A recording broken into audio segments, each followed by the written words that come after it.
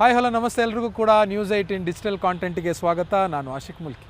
2025 February 9ನೇ ತಾರೀಕಿನಂದು ನಮ್ಮ metro ಅಧಿಕಾರಿಗಳ ಮೇಲೆ ಬೆಂಗಳೂರಿನ ಜನರಿಗೆ ಸಿಕ್ಕಾಪಟ್ಟೆ ಕೋಪ ಬಂದಿತ್ತು. ಕೋಪ ಯಾಕೆ ಬಂತು ಅಂತಂದರೆ, ಇದ್ದಕ್ಕಿದ್ದ ಹಾಗೆ ಮೆಟ್ರೋ ಟಿಕೆಟ್ ರೇಟನ್ನು 71% ಏರಿಕೆ ಮಾಡ್ತೀವಿ ಅನ್ನುವಂಥ ಒಂದು ಘೋಷಣೆಯನ್ನು ನಮ್ಮ ಮೆಟ್ರೋ ಅಧಿಕಾರಿಗಳು ಆ ಸಂದರ್ಭದಲ್ಲಿ ಮಾಡಿದರು. ಆದರೆ ಜನಾಕ್ರೋಶಕ್ಕೆ ಮಣಿದ ನಮ್ಮ ಮೆಟ್ರೋ ಅಧಿಕಾರಿಗಳು ನಂತರ ಅದನ್ನು ಕೇವಲ 5%ಗೆ ಇಳಿಕೆ ಮಾಡಿ ಟಿಕೆಟ್ ರೇಟ್ನ ಮೇಲೆ 5% ಹೆಚ್ಚಳವಾಗಿ ಅವತ್ತಿನಿಂದ ಅಂದರೆ ಜನರಿಂದ ಪಡೆಯೋದಕ್ಕೆ ಶುರು ಮಾಡೋದು. ಅದಾದ ಮೇಲೆ 2025ರಲ್ಲೂ ಕೂಡ ಇದೇ ರೀತಿ ಆಯಿತು, 26ರಲ್ಲೂ ಕೂಡ ಇದೇ ರೀತಿ ಆಯಿತು. 26ರ ಕಳೆದ ಫೆಬ್ರವರಿ ತಿಂಗಳಲ್ಲೂ ಕೂಡ 5% ಏರಿಕೆ ಮಾಡ್ತೀನಿ ಅಂತ ನಮ್ಮ ಮೆಟ್ರೋ ಅಧಿಕಾರಿಗಳು ಒಂದು ಸಾರ್ವಜನಿಕ ಪ್ರಕಟಣೆಯನ್ನು ಹೊರಡಿಸಿದರು.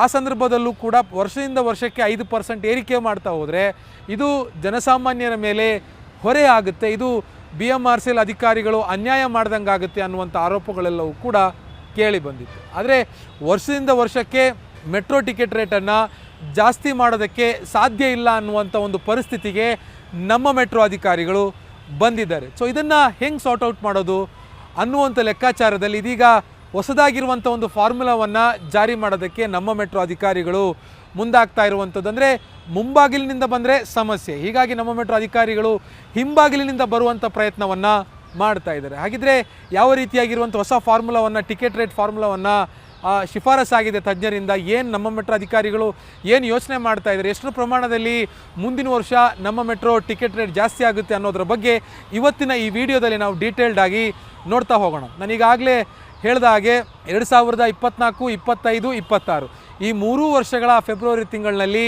ದೊಡ್ಡ ಪ್ರಮಾಣದಲ್ಲಿ ಮೆಟ್ರೋ ಟಿಕೆಟ್ ರೇಟನ್ನು ಜಾಸ್ತಿ ಮಾಡೋದಕ್ಕೆ ನಮ್ಮ ಮೆಟ್ರೋ ಅಧಿಕಾರಿಗಳು ಪ್ರಯತ್ನ ಪಟ್ಟಿದ್ರು. ಆದರೆ ಜನಾಕ್ರೋಶದ ಕಾರಣದಿಂದಾಗಿ ಅವರು ಅಂದರೆ ಎಷ್ಟು ದರವನ್ನು ಜಾಸ್ತಿ ಮಾಡಬೇಕು ಅಂತ ಫಿಕ್ಸ್ ಆಗಿದ್ರು ಅಷ್ಟು ದರ ಜಾಸ್ತಿ ಮಾಡೋದಕ್ಕೆ BMRCL ಅಧಿಕಾರಿಗಳಿಗೆ ಸಾಧ್ಯ ಆಗಿಲ್ಲ. ಸೊ ಈಗ FFFC ಅಂದರೆ ಫೇರ್ ಫಿಕ್ಸೇಷನ್ ಕಮಿಟಿ, ಈ ಒಂದು ದರ ನಿಗದಿ ಮಾಡುವಂಥ ಸಮಿತಿ ಏನಿದೆ, ಈ ಸಮಿತಿ ಇದೀಗ ಹೊಸದಾಗಿರುವಂತಹ ಒಂದು ಶಿಫಾರಸನ್ನು BMRCL ನಿಗಮಕ್ಕೆ ಕೊಟ್ಟಿರುವಂಥದ್ದು. ಅಂದರೆ ವರ್ಷದಿಂದ ವರ್ಷ ಪ್ರತಿ ವರ್ಷ 5% ಏರಿಕೆ ಮಾಡೋದರ ಬದಲು 3 ವರ್ಷಕ್ಕೊಂದ್ಸಲ ಟಿಕೆಟ್ ರೇಟನ್ನು ಜಾಸ್ತಿ ಮಾಡೋದಕ್ಕೆ ಶಿಫಾರಸನ್ನು ಮಾಡಿರುವಂಥದ್ದು. ಪ್ರತಿ ವರ್ಷ 5%, ಫಾರ್ ಎಕ್ಸಾಂಪಲ್ 100 ರೂಪಾಯಿ ಟಿಕೆಟ್ ರೇಟ್ ಇದ್ದರೆ 5% ಅಂದರೆ 5 ರೂಪಾಯಿ ಪ್ರತಿ ವರ್ಷ ಜಾರಿ ಮಾಡಬೇಕು ಅನ್ನುವಂಥ ಒಂದು ಶಿಫಾರಸನ್ನು ತಜ್ಞರ ಸಮಿತಿ ಹಿಂದೆ ಕೊಟ್ಟಿತ್ತು. ಅದಕ್ಕೆ ಜನರು ಆಕ್ರೋಶವನ್ನು ಹೊರಹಾಕಿದ್ರು. ಇದು ಸರಿಯಲ್ಲ, ವರ್ಷದಿಂದ ವರ್ಷಕ್ಕೆ 5% ಏರಿಕೆ ಮಾಡ್ತಾ ಹೋದರೆ 5 ವರ್ಷದೊಳಗಡೆ ಟಿಕೆಟ್ ರೇಟ್ ಹೆಚ್ಚು ಕಮ್ಮಿ ಡಬಲ್ ಆಗುತ್ತೆ ಅನ್ನುವಂಥ ಆರೋಪಗಳನ್ನೆಲ್ಲೂ ಕೂಡ ಮಾಡಿದರು. ಸೊ ಇದನ್ನು ಮನಗಂಡಿದೀಗ 3 ವರ್ಷಕ್ಕೊಂದ್ಸಲ ಟಿಕೆಟ್ ರೇಟನ್ನು ಜಾಸ್ತಿ ಮಾಡೋದಕ್ಕೆ ತಜ್ಞರು ನಿಗಮಕ್ಕೆ ಶಿಫಾರಸು ಮಾಡಿರುವಂಥದ್ದು. ಹಾಗಿದ್ರೆ 3 ವರ್ಷಕ್ಕೆ ಎಷ್ಟು % ಜಾಸ್ತಿ ಮಾಡಬೇಕು ಅಂತ ತಜ್ಞರು ಶಿಫಾರಸನ್ನು ಮಾಡಿದ್ದಾರೆ ಅನ್ನೋದನ್ನು ನೋಡೋದಾದರೆ, ನಾನೀಗಾಗಲೇ ಹೇಳಿದ ಹಾಗೆ ವರ್ಷದಿಂದ ವರ್ಷಕ್ಕೆ 5% ಅಂತಂದರೆ 3 ವರ್ಷಕ್ಕೆ 13%. ಅಂದರೆ ಇಲ್ಲಿ ವರ್ಷಕ್ಕೆ 5% ಜಾಸ್ತಿ ಮಾಡಿದ್ರೆ 15% ಆಗುತ್ತೆ 3 ವರ್ಷಕ್ಕೆ.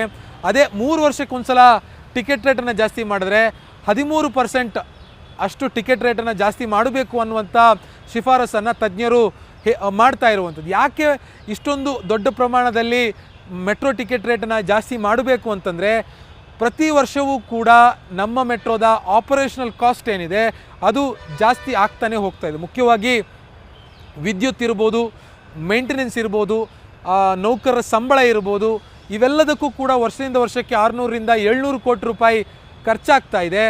ಆದರೆ ನಮ್ಮ ಮೆಟ್ರೋ ನಿಗಮಕ್ಕೆ ಇರುವಂಥ ಆದಾಯ ಕೇವಲ 300ರಿಂದ 400 ಕೋಟಿ, 150ರಿಂದ 200 ಕೋಟಿ ರೂಪಾಯಿಯಷ್ಟು ದೊಡ್ಡ ಪ್ರಮಾಣದ ಮೊತ್ತವನ್ನು ನಿಗಮ ಖುದ್ದಾಗಿ ಕೈಯಿಂದ ಹಾಕಿ ನಿರ್ವಹಣೆ ಮಾಡಬೇಕಾಗುತ್ತೆ. ಅಂದರೆ ನಿಗಮ ಕೈಯಿಂದ ಹಾಕುತ್ತೆ ಅಂತಂದರೆ ಸರ್ಕಾರದಿಂದ ಅನುದಾನ ಕೇಳಬೇಕಾಗಿರುವಂಥ ಪರಿಸ್ಥಿತಿಗೆ ನಿಗಮ ಬಂದಿದೆ. ಸೊ ಆ ಕಾರಣಕ್ಕೆ ವರ್ಷದಿಂದ ವರ್ಷ ಕಳೆದಿದ್ರೂ ಕೂಡ 3 ವರ್ಷಕ್ಕೊಮ್ಮೆ ಆದರೂ ಆ ಟಿಕೆಟ್ ರೇಟನ್ನು ಜಾಸ್ತಿ ಮಾಡಿಲ್ಲ ಅಂತಂದರೆ ನಮ್ಮ ಮೆಟ್ರೋ BMRCL ನಿಗಮ ನಮ್ಮ ಮೆಟ್ರೋವನ್ನು ಸಂಪೂರ್ಣವಾಗಿ ನಷ್ಟದಲ್ಲಿ ಓಡಿಸ್ಬೇಕಾಗುತ್ತೆ. ನಷ್ಟದಲ್ಲಿ ಓಡಿಸೋದಕ್ಕೆ ಮೆಟ್ರೋವನ್ನು ಸಾಧ್ಯನೇ ಇಲ್ಲ. ಸೊ ಹೀಗಾಗಿ ಕನಿಷ್ಠ 12ರಿಂದ 13%ನಷ್ಟು ಟಿಕೆಟ್ ರೇಟನ್ನು ಜಾಸ್ತಿ ಮಾಡಲೇಬೇಕು. ಇಲ್ಲದಿದ್ದರೆ ಮುಂದಿನ 4ರಿಂದ 5 ಅಥವಾ 6 ವರ್ಷದಲ್ಲಿ ದೊಡ್ಡ ಹೊರೆಯನ್ನು BMTC ಮತ್ತು ನಗರ ಸಾರಿಗೆ KSRTC ರೀತಿಯಲ್ಲೇ ನಮ್ಮ ಮೆಟ್ರೋ ಕೂಡ ಆರ್ಥಿಕ ಹೊರೆಯನ್ನು ಹೊತ್ಕೋಬೇಕಾಗುತ್ತೆ ಅನ್ನುವಂಥ ಒಂದು ಆತಂಕದಲ್ಲಿ ಈ ರೀತಿಯಾಗಿರುವಂಥ ಶಿಫಾರಸನ್ನು ತಜ್ಞರ ಸಮಿತಿ ಮಾಡಿರುವಂಥದ್ದು. ಆದರೆ ತಜ್ಞರು ಕೇವಲ ನಿಗಮಕ್ಕೆ ಶಿಫಾರಸನ್ನು ಮಾತ್ರ ಮಾಡಿದರೆ, ಇನ್ನೂ ಕೂಡ ಅಧಿಕೃತವಾಗಿ ನಮ್ಮ ಮೆಟ್ರೋ ಅಧಿಕಾರಿಗಳು ಘೋಷಣೆಯನ್ನು ಮಾಡಿಲ್ಲ, ಆದೇಶವನ್ನು ಮಾಡಿಲ್ಲ. ಬಹುಶಃ ಇನ್ನೊಂದು ತಿಂಗಳಿನಲ್ಲಿ ಇದ್ರ ಬಗ್ಗೆ ಒಂದು ಸಂಪೂರ್ಣವಾಗಿರುವಂಥ ಕ್ಲಾರಿಟಿ ಸಿಗುತ್ತೆ. ಕ್ಲಾರಿಟಿ ಸಿಕ್ಕ ಮೇಲೆ ಅಧಿಕೃತವಾಗಿ ಈ ಒಂದು ಘೋಷಣೆ ಆಗುವಂಥ ಸಾಧ್ಯತೆ ಇದೆ. ಒಂದೊಮ್ಮೆ ಇದೇ ದರವನ್ನು ಅಂದರೆ ತಜ್ಞರು ಕೊಟ್ಟಿರುವಂಥ ಶಿಫಾರಸನ್ನೇ ನಿಗಮ ಒಪ್ಕೊಂಡ್ರೆ 13% ಅಂದರೆ 100 ರೂಪಾಯಿಗೆ 13 ರೂಪಾಯಿ ಹೆಚ್ಚಳ ಮಾಡಿ ನಮ್ಮ ಜನಸಾಮಾನ್ಯರು ಟಿಕೆಟ್ ರೇಟನ್ನು ಕೊಡೋದಕ್ಕೆ ಸಿದ್ಧರಾಗಬೇಕು. ನಿರ್ಭೀತ, ನಿಷ್ಪಕ್ಷಪಾತ, ವಿಶ್ವಾಸಾರ್ಹ ಸುದ್ದಿಗಳಿಗೆ ಮತ್ತೊಂದು ಹೆಸರಾಗಿರುವಂತ ನ್ಯೂಸ್18 ಕನ್ನಡ ಈಗ ಆಪ್ನಲ್ಲೂ ಲಭ್ಯವಿದೆ. ದಯವಿಟ್ಟು ಇಲ್ಲಿರುವ QR ಕೋಡ್ ಅನ್ನ ಸ್ಕ್ಯಾನ್ ಮಾಡಿಕೊಂಡು ಆಪ್ ಅನ್ನ ಡೌನ್ಲೋಡ್ ಮಾಡೋದಕ್ಕೆ ಮರಿಬೇಡಿ. ನಿಮ್ಮ ಬೆಂಬಲ ಹೀಗೆ ಸದಾ ನಮ್ಮೊಂದಿಗಿರಲಿ. ಧನ್ಯವಾದ.